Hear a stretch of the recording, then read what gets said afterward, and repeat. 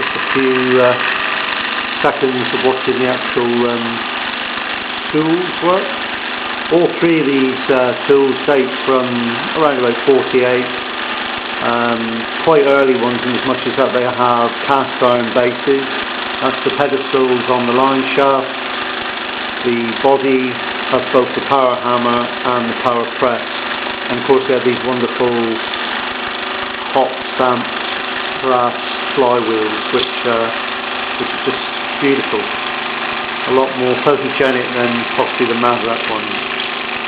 Curiously enough, the line shaft on this one has a pre-war decal on it, so like everything else, Malins made sure that they used up the stock of everything. They didn't carry probably a lot of inventory at this company, so they were probably very popular with their accountants.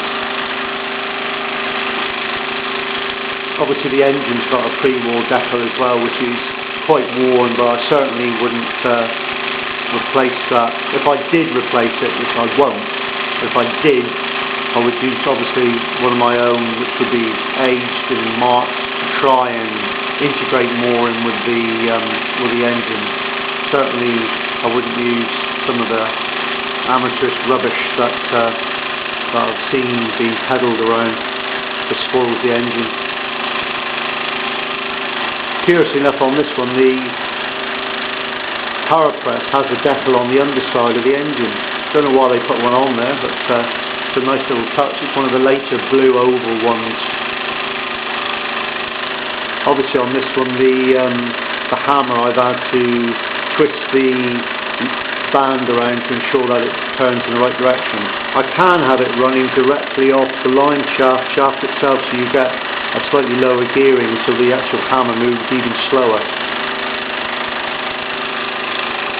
This has been going now for just under a quarter of an hour, and I'll probably stop them in a moment. I'd probably normally stop it mid-run to give the engine, the actual cylinders, a boost of thick oil, because I tend to find you can hear the engine juddering or slight stuttering of the normal even pattern and flow, so it normally tells me that it's ready for an oiling.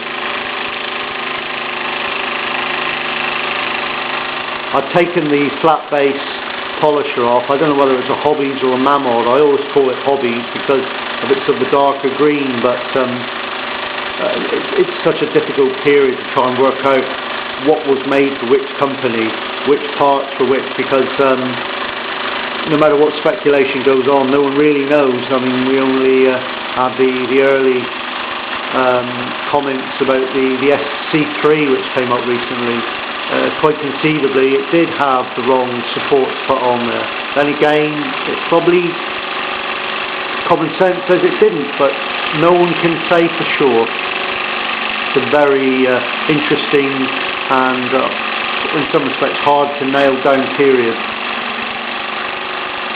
Some of the best engines were produced in that period, in my own opinion.